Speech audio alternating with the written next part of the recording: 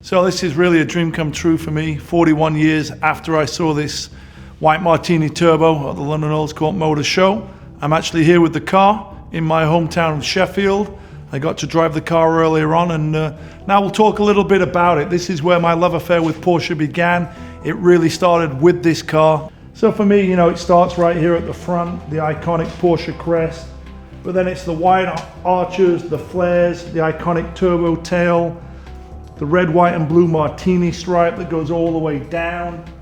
When I think of Porsche, I think of turbo, and this is the car, the iconic shape that has been in production for the past 44 years.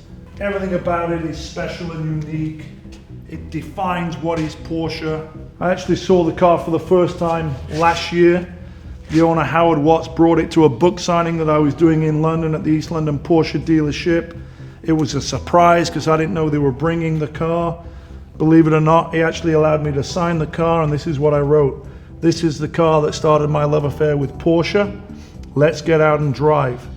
So 40 years after I first saw the car, I saw it again for the second time. 41 years later, I got to drive it for the first time. So let's take a look inside the car and see what makes it so special.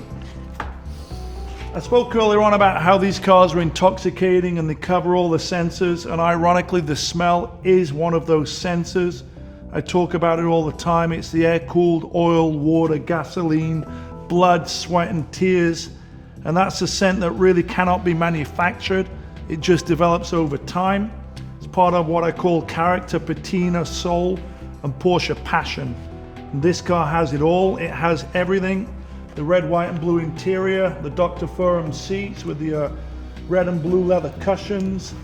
This one even has a crazy but wacky Blaupunkt radio box right here. I don't really know what this thing does. It kind of took me by surprise a little bit when I first got in because it's pretty close to the steering wheel, but apparently it does operate the original radio. This car has this little dictaphone microphone, so I guess the executives that owned these cars back in the day, pre-internet, could make memos and record memorable moments and various other things. It also has the period correct 70s heavy phone. We're all on our phone today, but this little brick is what well-heeled executives would make phone calls back in the day.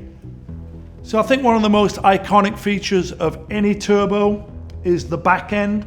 This is the motivation, the heart and soul, the 3.3 liter motor with the intercooler housed under this imposing, intoxicating whale-tail spoiler on the rear. So this is the defining element to the turbo car, the wide flared rear arches and the iconic turbo tail. So for me as a kid, not only did I have that poster, I also had the model of the car. And here I am with the original car, the car that started my love affair with Porsche, the white Martini turbo.